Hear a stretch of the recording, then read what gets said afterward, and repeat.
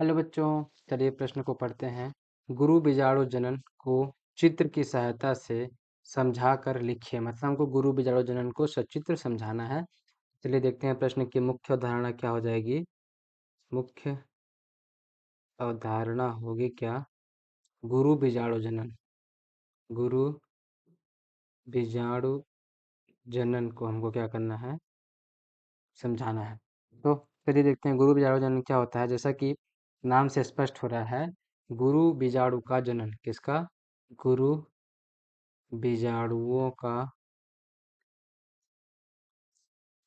जनन हमको बताना है। तो मतलब मैं क्या बोलना चाहता हूँ कि गुरु बीजाणु जनन क्या होता है कि गुरु बीजाणु गुरु बीजाणु मातृ कोशिका से, किससे? गुरु बीजाणु मातृ कोशिका, गुरु बीजाणु मातृ कोशिका में अर्धसूत्री विभाजन द्वारा अर्धसूत्री विभाजन द्वारा गुरु बीजाणु बनने की गुरु बीजाणु बनने की क्रिया को क्या बोलते हैं? गुरु बीजाणु जनन कहते हैं। अब हमको क्या बताना है? गुरु बीजाणु जनन को समझाना है। तो चलिए देखते हैं कि गुरु बीजाणुओं का जनन कैसे होता है। तो सबसे पहले हम देखते हैं, पहले लिखते हैं, पहले देखते हैं हम इसको। सबसे पहले क्या होती है? आर्की स्पोरियल कोशिका। आर्की स्पोरियल स्पोरियल कोशिका। इसमें क्या होता है कि इसमें होता है परिणत विभाजन। कौन सा विभाजन? परिणत विभाजन होता है। और परिणत विभाजन के फलस्वरूप क्या बनता है इसमें कि प्राथमिक भित्तीय कोशिका, क्या क्या बनता है? प्राथमिक भित्तीय कोशिका, भित्तीय कोशिका। और क्या बनता है कि प्राथमिक बीजाणुजनक कोशिकाएं बनती हैं। क्या बनता है? प्राथमिक बीजाणुजनक कोशिका क्या होता है? बनती है।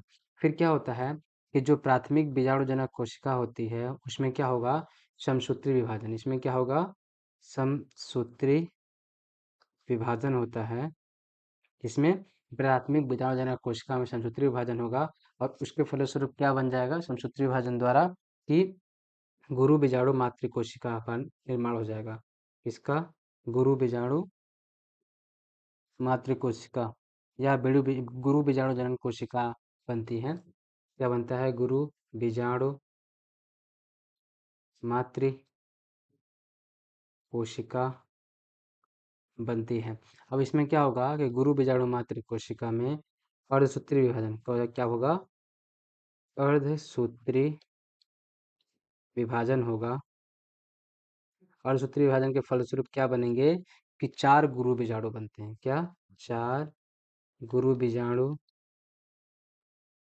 का निर्माण होता है। अब 4 में से क्या होगा कि 3 गुरु बीजाणु क्या हो जाते हैं? नष्ट हो जाते हैं। 4 में से 3 गुरु बीजाणु क्या होते हैं? नष्ट हो जाते हैं। और एक जो गुरु बीजाणु बचता है, कौन? एक गुरु बीजाणु शेष बचता है। और किधर का बचता है? यह प्रायः निभाग तरफ का। किसकी तरफ का? प्रायः निभाग की तरफ का बचता है। बाकी 3 नष्ट हो जाते हैं।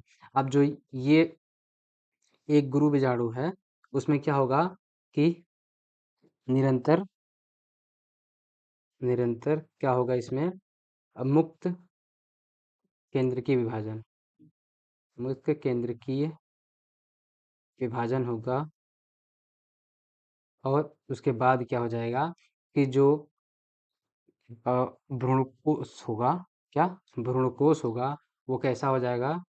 भ्रूणकोश कैसा हो जाएगा? 8 केंद्रीय, 8 केंद्रकीय और 7 कोशिकीय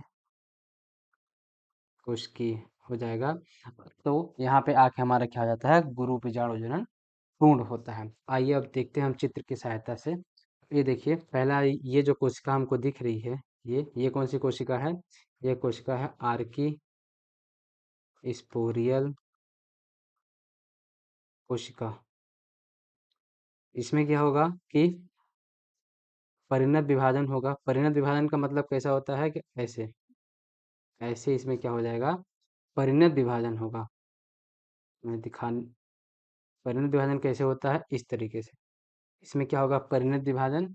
और परिणत विभाजन के फलस्वरूप क्या बन जाएंगे यहाँ पे कि एक क्या बन जाएगा, भित्ति कोशिका, प्राथमिक भित्तीय कोशिका बनेगी। और दूसरी क्या बन जाएगी, प्राथमिक बीजाणुजनक कोशिका। प्राथमिक बीजाणुजनक बीजाणुजनक कोशिका बनेगी। अब प्राथमिक बीजाणुजनक कोशिका में क्या हो जाएगा, समसूत्री विभाजन। और प्राथमिक बीजाणुजनक कोशिका में क्या होता है, समसूत्री विभाजन होगा। और समसूत्री विभाजन के फलस्वरूप यहाँ पे ये कोशिका क्या बन जाएगी, गुरु बीजाणु मातृ कोशिका। क्या, गुरु बीजाणु मातृ कोशिका, मातृ कोशिका बनेगी। इसमें क्या होगा, गुरु बीजाणु मातृ कोशिका में अर्धसूत्री विभाजन। क्या होगा इसमें, मैं लिख देता, अर्धसूत्री विभाजन, अर्धसूत्री विभाजन होगा। अर्धसूत्री विभाजन के फलस्वरूप क्या बनेगा यहाँ पे, ये देखिए कितनी कोशिकाएं बनी, 1 2 3 और 4। क्या बने, हाँ, 4 गुरु बीजाणु, गुरु बीजाणु, गुरु बीजाणु बने। अब इधर हम क्या देखते हैं कि अगर हम इसको क्या समझ लेते हैं, नीचे वाले तरफ को डी चित्र में हम देखते हैं, डी स्थिति में, तो नीचे वाले को क्या देखते हैं हम, ये अगर निभाग है, और इसको क्या देखते हैं, ऊपर वाले को, ये बीजांड द्वार, बीजांड द्वार। क्या होता है कि बीजांड द्वार की तरफ की 3 गुरु बीजाणु क्या होते हैं, नष्ट हो जाते हैं। तो ये क्या हो गए, और एक निभाग की तरफ का बच गया। तो ये एक क्या बच गया हमारा, ये क्रियात्मक गुरु बीजाणु। क्या होता है यह, क्रियात्मक गुरु बीजाणु। ये आगे क्या करेगा, इसमें क्या होगा कि मुक्त केंद्र की विभाजन होगा। और ये जो ऊपर वाले होंगे ये नष्ट होते क्या होंगे, गुरु बीजाणु, गुरु बीजाणु। अब क्या होगा, जो क्रियात्मक गुरु बीजाणु होता है उसमें क्या होता है कि निरंतर कितनी बार, 3 बार मुक्त केंद्र विभाजन होता है। जैसे कि एक बार यहाँ हुआ फर्स्ट, दूसरी बार यहाँ हुआ सेकेंड, और तीसरी बार यहाँ हुआ थर्ड। क्या हुआ यहाँ पे कि मुक्त केंद्रीय विभाजन। क्या होता है यहाँ पे, मुक्त केंद्रकीय विभाजन। मतलब कि यहाँ पे केंद्रक विभाजित होगा, लेकिन कोशिका द्रव्य का कोई भी निर्माण नहीं होगा केंद्रक के चारों तरफ। जब ये 3 बार मुक्त केंद्रीय विभाजन हो जाएगा, तो जब फिर क्या होगा इसमें कि अब कोशिका इसके चारों तरफ इस केंद्रक के चारों तरफ क्या बनेंगी, कोशिकाएं बनने लगती हैं। तो देखिए कितने केंद्रक बन गए, 1 2 3 4 5 6 7 8, 8 केंद्रक बन गए। 8 में से क्या होगा कि 3 ऊपर चले जाएंगे और 3 नीचे आ जाएंगे, और 2 बीच में रुक जाते हैं। इसमें क्या होता है कि जो ऊपर वाले जो 3 बनेंगे, ये इनको क्या बोलते हैं हम कि ये क्या है, ये न्यूक्लियाई है। ये क्या है, हमारे केंद्र, ये हमारे केंद्रक हैं। और ये क्या हो जाएगी, हमारी रिक्तिका, रिक्तिका हो जाती है। अब इसमें क्या होगा कि यह इसके चारों तरफ क्या होगी कि 3 ऊपर कोशिकाएं चली जाएंगी, केंद्रक चले जाएंगे, और 3 नीचे और 2 बीच में, और उनके चारों तरफ क्या हो जाएगा, कोशिका द्रव्य का निर्माण हो जाएगा। तो जो ऊपर की 3 होंगी, क्योंकि हम आगे ऊपर क्या है, बीजांड द्वार, तो बीजांड द्वारी सिरे पे क्या होता है, अंड कोशिका। तो यहाँ देखेंगे कि ये क्या है, ये दोनों सहायक कोशिका, सहायक कोशिका। सहायक कोशिका के ऊपर थोड़ा सा क्या दिखता है, अंड कोशिका, अंड कोशिका होगी। और बीच में क्या है, ये ध्रुवीय केंद्रक है, ध्रुवीय केंद्रक। और सबसे नीचे की तरफ क्या हो जाएंगे, प्रतिध्रुव कोशिका, प्रतिध्रुव कोशिका। अब क्या होगा कि जो ये भ्रूणकोश होता है, क्या हुआ, ये क्या होता है हमारा, जो यहाँ से ये, इसको क्या बोलते हैं, ये हमारा क्या, भ्रूणकोश। भ्रूणकोश। अब क्या होता है, भ्रूणकोश उल्टा हो जाता है, उल्टा होने का मतलब क्या है, ऊपर क्या हो जाता है, निभाग, और नीचे क्या क्या हो जाता है, बीजांड द्वार। बीजांड द्वार। इसमें क्या होगा कि नाम भी परिवर्तित हो जाएंगे इसमें। तो नाम क्या क्या हो जाएगा, ऊपर की तरफ निभाग की तरफ क्या होते हैं, प्रतिध्रुव कोशिका। प्रतिध्रुव कोशिका। और इसमें क्या होगा कि जो ध्रुवीय केंद्रक होते हैं वो संलयित तो हो जाते हैं, और वो क्या बनाते हैं, द्वितीयक केंद्रक। द्वितीयक केंद्रक, ये जो है द्वितीयक केंद्रक का निर्माण करते हैं। और ये जो